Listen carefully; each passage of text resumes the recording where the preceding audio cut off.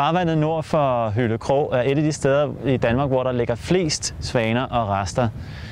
Her i august-september kan der ligge over 10.000 svaner. Jeg er Allan Gudje Nielsen, naturvejleder i Fuglevandfonden. Området, hvor svanerne ligger, er vildtreservat, det vil sige, at der er fred og ro, og ydermere så er der meget lavvandet. Det betyder, at de kan nemt nå søgræs og tang, som de lever af. Det er især knopsvaner, som ligger herinde i farvandet nord for Hyllekrog. Svaner, som kommer fra de baltiske lande, fra Norge, Sverige og sågar Polen. Svanerne er i gang med at skifte deres svingfjer, og i den periode så er de ude i stand til at flyve. Det udnattede man før i tiden, hvor man faktisk kaldte sangsvanen og knopsvanen for kongens gæs. Så tog han ud på jagt med dem med nogle små kanoner, og så drev man de her svaner ind på det lave vand og bombarderede dem. På grund af den voldsomme jagt var knopsvanen ved at uddø i Danmark. I 1924 var der kun 3-4 par tilbage i Danmark.